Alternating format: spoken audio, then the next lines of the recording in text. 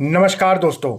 विश्व तंबाकू निषेध दिवस पर राजधानी लखनऊ को एक सौगात मिली है, क्योंकि राजधानी लखनऊ का निर्वाण अस्पताल अब 100 बिस्तरों वाला देश का पहला ऐसा मानसिक स्वास्थ्य अस्पताल बन गया है जिसको NBH सर्टिफिकेट मिल गया है। दोस्तों, KGMU से pass out doctor HK Agarwal ने SGPGI में अपनी सेवाएं देने के बाद 1991 में रिंग रोड पर कल्याणपुर वहां पर निर्वाण हॉस्पिटल की नींव रखी थी और नए आयाम प्राप्त करते हुए अब ये 100 बिस्तरों वाला देश का पहला ऐसा मानसिक अस्पताल है जिसको NBH सर्टिफिकेट मिला है। तो आइए डॉक्टर अग्रवाल से बात करके देखते हैं कि किस तरीके से उन्होंने इन कड़े मानकों को पूरा किया और आज ये गौरव लखनऊ को प्राप्त हुआ है। साथ ही निर्वाण हॉस्पिटल में कौन कौन से रोग ऐसे हैं जिनकी चिकित्सा और सेवाएं वहां पर उपलब्ध हो रही हैं। एग्रीगेशन बोर्ड ऑफ हॉस्पिटल्स है, क्वालिटी कंट्रोल ऑफ इंडिया से मान्यता प्राप्त है। ये पूरे देश में अस्पतालों का मानक निर्धारित करता है। ये अस्पताल में कर्मचारी कैसे होना चाहिए, अस्पताल का इंफ्रास्ट्रक्चर कैसा होना चाहिए, पेशेंट केयर कैसी होनी चाहिए, सेफ्टी प्रोफाइल कैसी है, पेशेंट की सिक्योरिटी कितनी है, पेशेंट के ह्यूमन राइट्स हैं, पर्टिकुलरली जो मेंटल हेल्थ केयर सेंटर्स हैं उनमें पेशेंट के ह्यूमन राइट्स तो वायलेट नहीं हो रहे हैं, उसका निर्धारण है। और इसमें जितना भी है वो कंसर्न अथॉरिटी से आपका पंजीकरण होना चाहिए।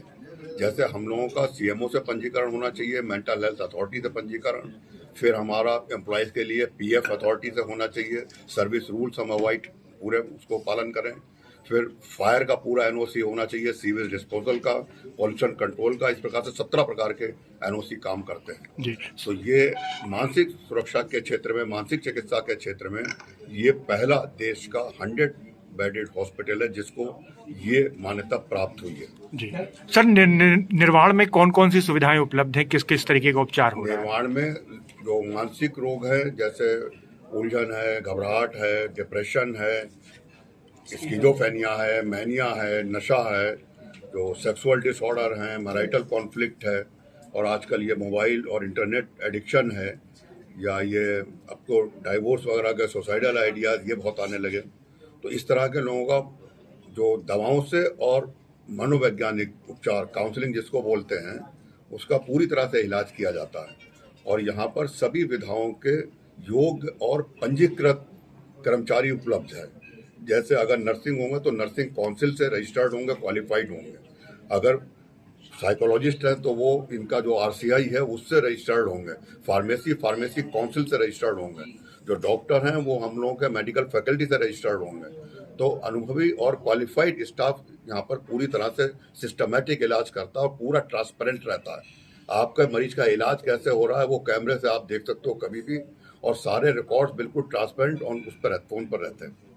ये इसकी विशेषता है। उसका हम असेसमेंट करते हैं। उसका पहले असेसमेंट करेंगे, जरूरत पड़ेगा तो मनोवैज्ञानिक परीक्षण करेंगे, उसको देखेंगे उसको किस प्रकार का मानसिक रोग है और उसको पहले इलाज की किस प्रकार की विधा की जरूरत है। अगर बिना एडमिट किए OPD में इलाज हो सकता है तो OPD में कोशिश करते हैं। फिर कुछ लोगों को अंडर ऑब्जर्वेशन रखना पड़ता है 2-3 दिन के लिए, उनको वैसे अटेंडेंट के साथ रखते हैं। जिनको भर्ती करना होता है बाद में, वो बहुत 2-4% होते हैं, उनको फिर भर्ती की सुविधा देते हैं। अभी तक तो नहीं है, लेकिन अब NEBH के बाद ये सुविधा मिल जाएगी, उम्मीद है। इस पर हम लोग प्रयासरत हैं। CGHS से ये हो रहा है और वो हो जाएगा मेगा से इस महीने में। आयुष्मान भारत योजना में मानसिक रोग अभी कवर्ड प्राइवेट सेक्टर के लिए नहीं है, इस वजह से हम उसको नहीं कर पा रहे हैं। अगर भविष्य में कभी ऐसा होता है कि सरकार अलाउ करती है प्राइवेट सेक्टर को तो हम लोग जरूर करेंगे। उसकी कोशिश भी की हमने, PM ऑफिस को लिखा भी आयुष्मान भारत में इसको इंक्लूड करें।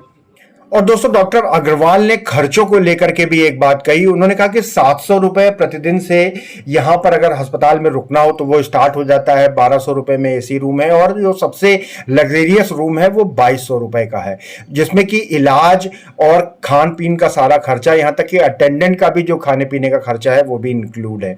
तो एक तरीके से देखा जाए तो सस्ती सेवाएं भी हैं और देश का पहला ऐसा अस्पताल है, मानसिक अस्पताल है, जिसको NBH सर्टिफिकेट मिल गया है।